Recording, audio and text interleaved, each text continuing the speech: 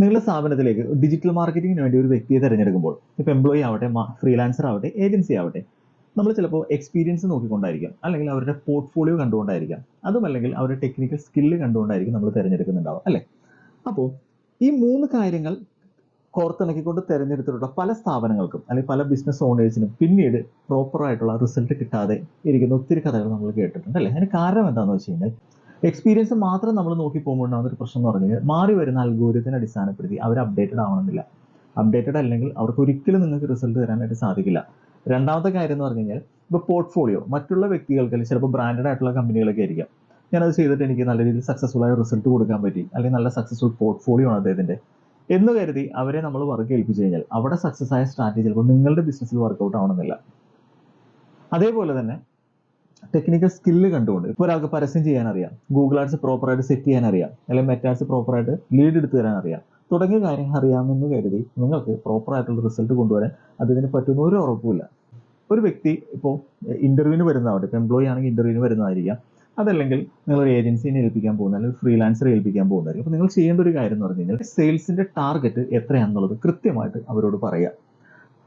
ആ ഒരു സെയിൽസിന്റെ ടാർഗറ്റ് നമ്മൾ പറയുന്ന സമയത്ത് ആ ഒരു സെയിൽസിന്റെ ടാർഗറ്റ് അച്ചീവ് ചെയ്യുന്നതിന് വേണ്ടിയിട്ട് എത്ര ക്വാളിറ്റി ലീഡ്സ് നിങ്ങൾക്ക് വേണമെന്നുള്ളത് കൃത്യമായിട്ട് നോട്ട് ചെയ്യാം.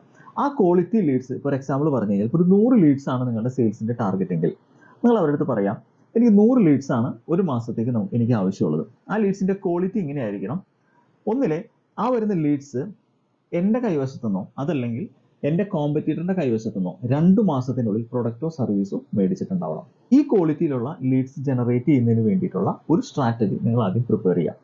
അതിനുശേഷം ബാക്കി കാര്യങ്ങൾ നമുക്ക് ഡിസ്കസ് ചെയ്യാം. ഇതാണ് നമ്മൾ ആദ്യം ഈ എൻക്വയറി വരുന്ന എൻക്വയറി എന്ന് പറഞ്ഞു കഴിഞ്ഞാൽ നമ്മളുടെ അടുത്ത് ഒരു ഡിജിറ്റൽ മാർക്കറ്റർ ഫ്രീലാൻസ് ചെയ്യാനോ അല്ലെങ്കിൽ ഒരു ഏജൻസി വന്നാലോ അതേപോലെ തന്നെ ഒരു എംപ്ലോയിനെ നിങ്ങൾ അക്കോമഡേറ്റ് ചെയ്യാൻ ഉദ്ദേശിക്കുന്നുണ്ടെങ്കിൽ നിങ്ങൾ ചെയ്യേണ്ട ആദ്യത്തെ സ്റ്റെപ്പ് എന്ന് പറയുന്നത്. അപ്പോൾ അടുത്ത സ്റ്റെപ്പ് നിങ്ങൾ എന്താ ചെയ്യേണ്ടതെന്ന് വെച്ച് കഴിഞ്ഞാൽ അവർ നമുക്ക് സ്ട്രാറ്റജി കൊണ്ടുവന്ന് വരും. ആ സ്ട്രാറ്റജിയിൽ ROI എനേബിൾഡ് ആയിട്ടുള്ള സ്ട്രാറ്റജി ഏതാണോ അത് സോർട്ട് ചെയ്തെടുക്കുക. അതിനുശേഷം 10 ദിവസത്തേക്ക് ഇവർക്കൊരു ട്രയൽ റൺ നടത്തുക. ആ ട്രയൽ റൺ നടത്തിയവരിൽ നിന്നും നിങ്ങൾക്ക് ഏറ്റവും കൂടുതൽ ലീഡ്സ്, അതായത് നിങ്ങൾ ഉദ്ദേശിക്കുന്ന ക്വാളിറ്റിയിലുള്ള ഏറ്റവും കൂടുതൽ ലീഡ്സ് ഏറ്റവും കുറഞ്ഞ CPL കിട്ടുന്നുണ്ടെങ്കിൽ അവരെ ധൈര്യമായിട്ട് നിങ്ങൾക്ക് സെലക്ട് ചെയ്യാം.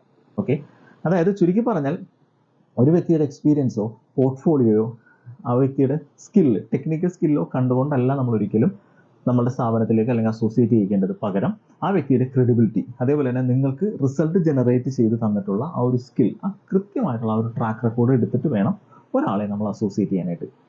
അതല്ലെങ്കിൽ പണവും സമയവും നഷ്ടപ്പെടുന്നത് നിങ്ങൾ ബിസിനസ് ഓണേഴ്സിനായിരിക്കും.